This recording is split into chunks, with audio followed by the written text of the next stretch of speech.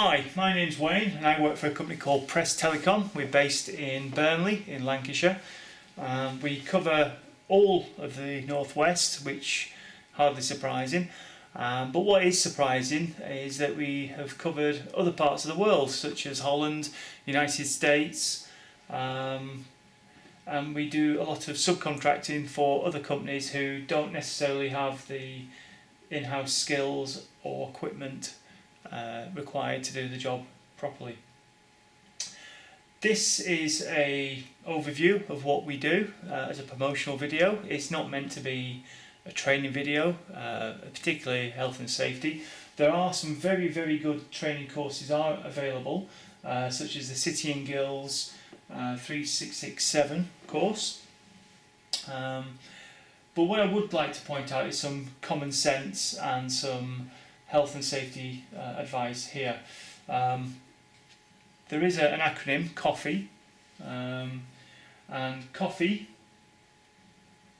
stands for chemical hazards, optical hazards, fibre fragment hazards, environmental hazards, and everyone. So that's COSHH, COFFEE. Okay, what I would suggest is to become familiar with any products that you may be using. So, as innocuous as these may look, which are alcohol cleaning wipes, there is a COSHH sheet on that, and if you look at the COSHH sheet, there are dangers such as very flammable. So if you're working in an environment where there's possibly a chance of ignition, maybe you should look at alternative methods of cleaning.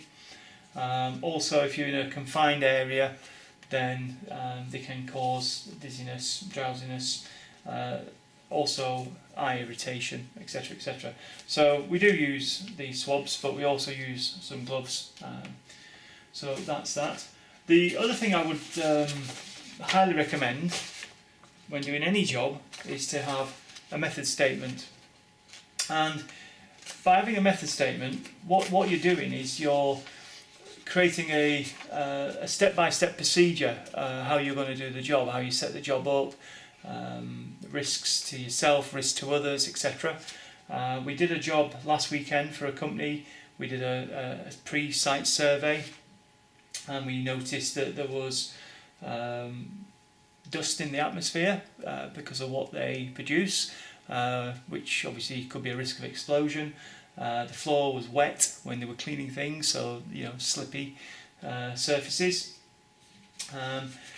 So yeah, do a site survey, create a list of things that are particular to the job, and then create a method statement. So particular here we're referring to never working on any fibres that are lit. Clearly this is not lit, but when you're faced with a connection like this to terminate, there may be invisible light radiation coming from this. So it's important to check for any visible or invisible light using a power meter, and also just check the other end that is not connected. In this particular demonstration there is no connection, it's just there's the two ends, so nothing to worry about there. It's important to mention that work in a well lit area so you can see what you're doing. We're working with things that are thinner than human hair. I also recommend working on a dark background so you can see any fibre fragments. If there is a breakage, you can see it, and you can pick that up with double-sided sticky tape if it's difficult. It goes without saying, always have a clean working area. Be aware of stray fibres. If you're using cleaning chemicals, use gloves. Look at the COSHH sheets. Any scraps put into what we call the sin bin, which gets incinerated. Never have any drinks or food. When you have been working with fibres, make sure you thoroughly wash your hands. Never try to touch your eyes or anything like that. So yeah, that's the whole point of the method statement. You list all the things that you're going to need to do to approach the job in a safe way. So we've got gloves, we've got cleaning swabs, we've got our safety specs, we've got our scissors, they're used for cutting Kevlar and so on. We've got our strippers for the fibre optics. We have some mechanical splines to give the fibre some kind of strength. So I'll take one of them. We have a handheld instrument there that will allow us to look at the surface of the connector. This is an LC, it's got a 1.25mm diameter across the surface. In the middle of there is a 50 micron core. We will be looking at that in closer detail. We have our cleaver, and what this does, it actually cuts the fibre perpendicular to, makes a clean cut with this diamond cutting wheel. We have a little bin here, the offcuts of fibres will drop into, and we'll come to that in a moment.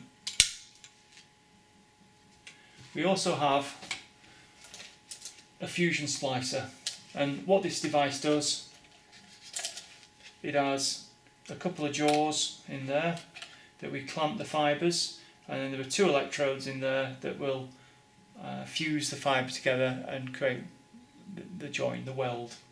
Okay, so I'll come back to that in a moment. So I will start with the safety specs. We'll put those on.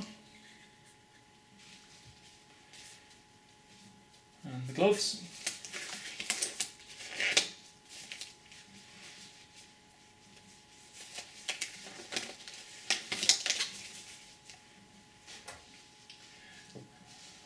Okay. It's always a good idea to put your mechanical sleeve on before you start preparing the end. Otherwise you may end up breaking the end, having to start again. It's extremely difficult, much easier at this stage.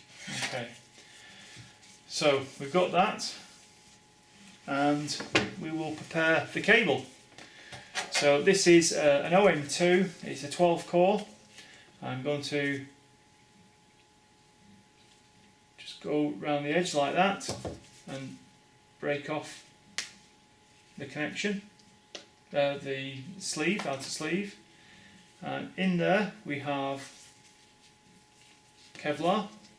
It's always worth just checking that you haven't picked up any fibres inadvertently before trimming that back. Put that out of the way. And what I'm going to do, I'm going to pick out of this fibre bunch number 1, blue. Okay, so what we do, we need to strip off the outer sleeve, and there we have what appears to be the fibre, but it isn't. There's actually another coating on there that we must remove. So we'll go and we'll just pull that, and you'll see in a moment that there'll be an accumulation. There we go. And that is the actual fibre that we're going to be working with. So what I'd like to do now is just clean that up. And the reason I always clean these things up, as you'll see in a minute, is to minimise any contamination from one piece of equipment to the next. So give that another wipe. Okay, now what we need to do is bring our cleaver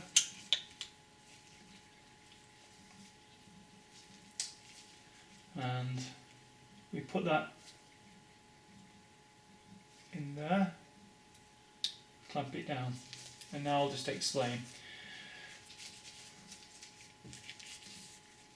So what we have here are two surfaces that are matched here, and when that comes down it will hold that fibre in position. There's a little diamond cutting wheel here, and when we push that backwards it will cut that fibre, which will be under tension, and it'll be a nice clean cut, and the little off cut here should fall into the bin. So we'll just gently bring that down, push the cutter, lift it up, and what I will do, as you can see, there's a fibre just there. I'll just remove that, and there it is. So it's cut that now to a given length. We'll pop that in there, out of the way. These little bins have got little magnetic catches. Just try to keep things there contained, and we'll move that out of the way. And I will just come back and we'll just give that another quick clean, and that just makes sure that there's nothing now contaminating the fibre. And we'll pop that into, hopefully you can see that. Let's just put that to the side. We'll put that fibre into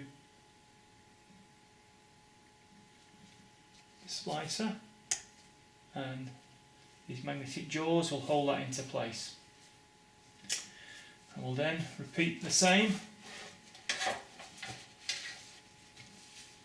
with the pigtail.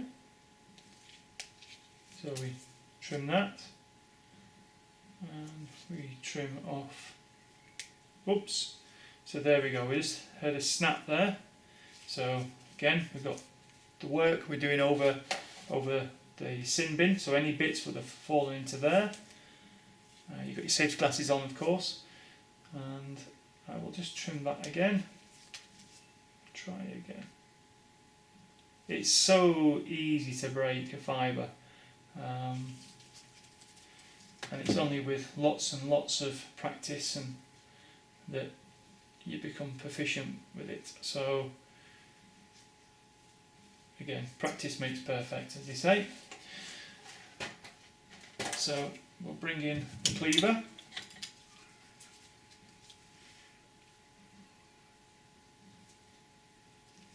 Pop that down there.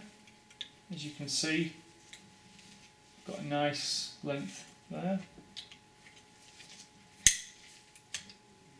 And there is the little bit of fibre. Put that out of the way. Again, we'll give that another wipe, just to make absolutely sure everything's nice and clean, and then we'll introduce that to our fibre splicer. Again, we'll gently clamp that down. It's so easy for them just to snap down and you can damage the fibre, so just to be wary. Turn the machine on. Make sure, yeah, you can see that.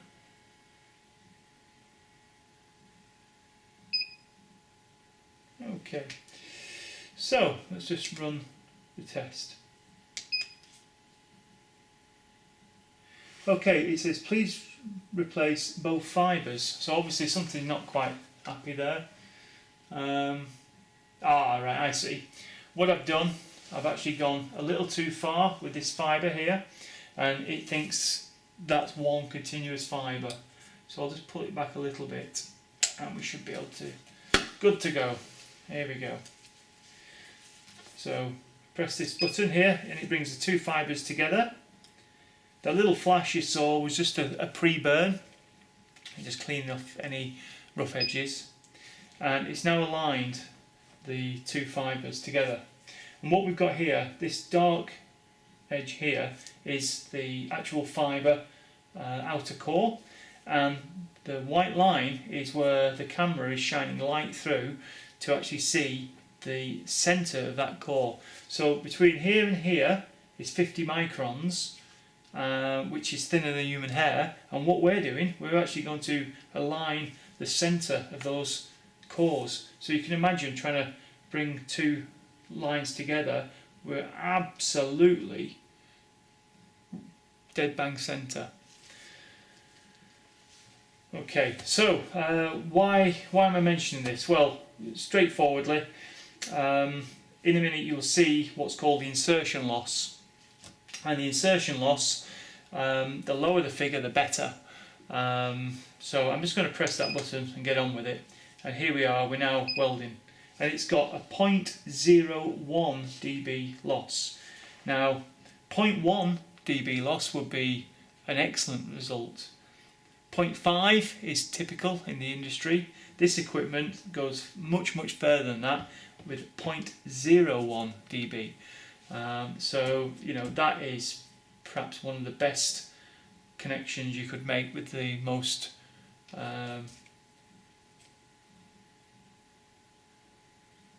what's the word? Not the most, with the least amount of insertion loss. So when I lift this up, it will just do a little stretch test. Hopefully you can see that. And it's just pulling on the fibre to make sure that that is a good clean connection, good strong connection.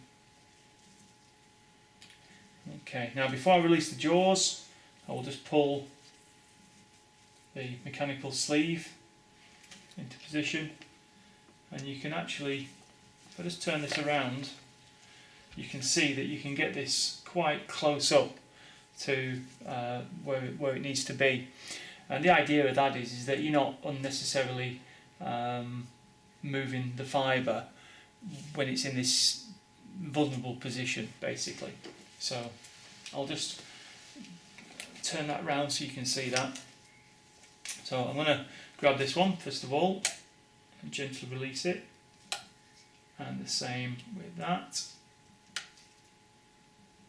There you go. If I just bring that to the dark background, you can see possibly, maybe not. I'll just bring that across here. There we go.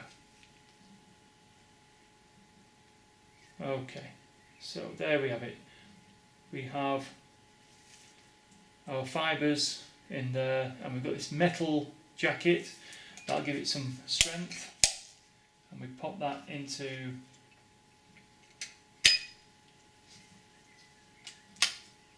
the little oven, and that just basically shrinks the PVC wrap to give it a good strong mechanical finish.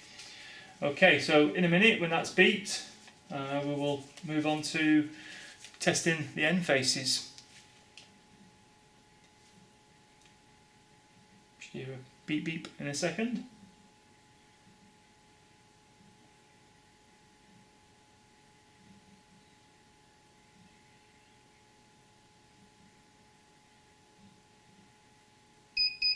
There we go.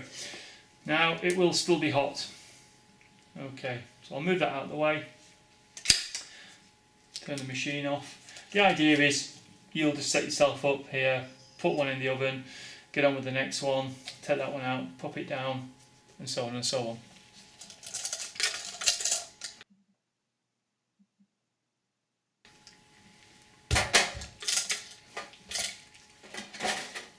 Okay.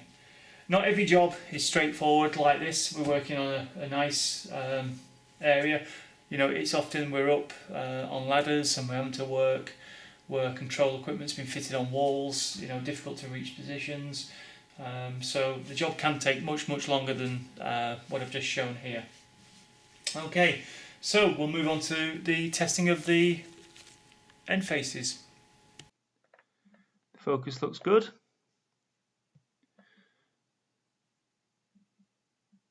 Clearly this won't pass due to all the surface oils. So we'll clean the surface and we'll reinsert for testing. As you can see, it is perfect. Run the test.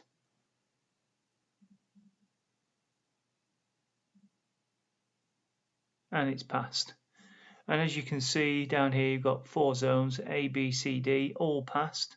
What we normally do then is we create a report and give it a name.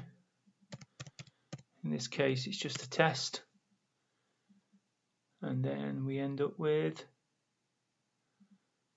our test report.